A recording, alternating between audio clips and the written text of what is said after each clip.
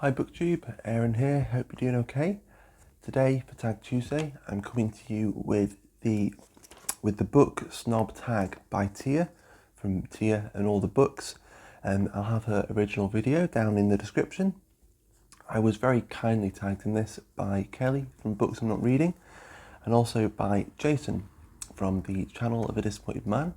So thank you both very much for your tagging me, and yeah, I'll have their videos in the description too. So let's get into the tag itself. So the first prompt here is Adaptation Snob. Do you always read the book before you see the movie? And I definitely don't do this. There are quite a lot of adaptations where I've seen them before I watch the movie.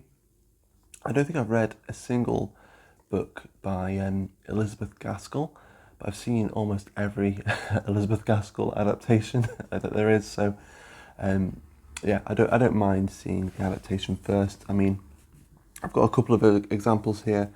I've got The Constant Gardener by John le Carre. I saw the film, and then years later I read the book, and I found it was actually quite fun reading the book after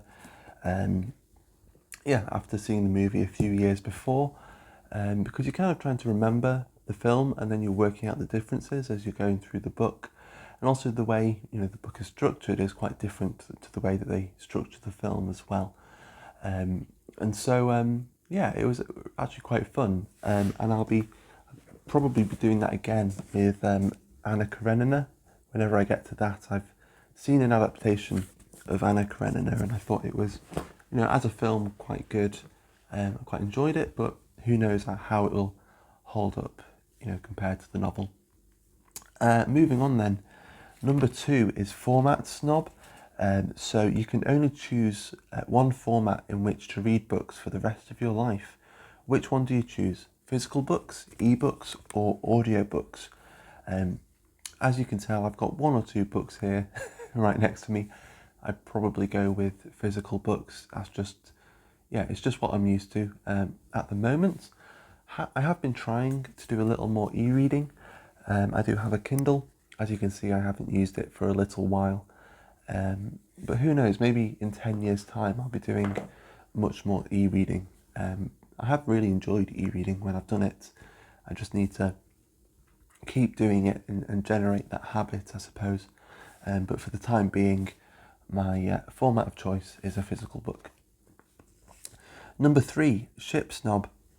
Would you date or marry a non-reader? Luckily, I don't have to worry about this too much because I have married a reader, so I've managed to to dodge the anxiety that comes with that prompt. Number 4, Genre Snob. You have to ditch one genre, never to be read again for the rest of your life. Which do you choose? I'd probably go with something like sort of science non-fiction. It might be a bit lazy because I don't really read that kind of thing very often. But I was thinking of things like horror and romance, which again I don't read very often, but every now and then I will read something that you might consider a horror book or a romance book. It kind of falls into sort of certain classics sometimes, and so I don't really want to choose either of those. So I think I'd go with science non-fiction. Then number 5, Uber Genre Snob. You can choose to read from one genre for the rest of your life. Which do you choose? And again, a bit of a lazy answer from me. But I'd go with something like classics, because you can define it however you want really, and it can include so much. So it includes ancient works like the Iliad by Homer. It can also include medieval works like the Lays of Marie de France. It also includes all these sort of Victorian novels and things like that we love. So I've got Phineas Redux here by Anthony Trollope, mainly as a reminder to myself to read some more Trollope, because I've only read one novel by him so far, so I need to rectify that.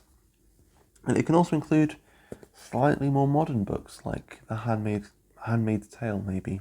We might consider it a modern classic. And obviously it isn't just novels and epics, it's also just poetry and stuff like that. It's quite a lot of classic poetry, and I think I'd go mad if I didn't have some poetry to read. So yeah, I would choose classics. Number 6 is Community Snob. Which genre do you think receives the most snobbery from the bookish community? I think probably something like romance. I think there's a bit of a double standard when it comes to romance, maybe just because of the way that sex is portrayed sometimes. But you know, there are other genres we read to be kind of excited by, or you know, to kind of go along for the ride. And in a way, romance isn't really that different, and yet there is that double standard there, which is quite unfortunate, I think. And then number 7 then is Snobbery Recipient. Have you ever been snubbed for reading something, or just for reading in general? And from what I can remember, I haven't yet, and hopefully it won't happen. But if it does happen in the future, I won't mind too much. I won't hold it against the person. But there we go. That's the end of the tag. It's not too long. And I'm going to say, if you're watching this and you think it's a fun tag to do and you haven't done it yet, please consider yourself tagged. Feel free to do it.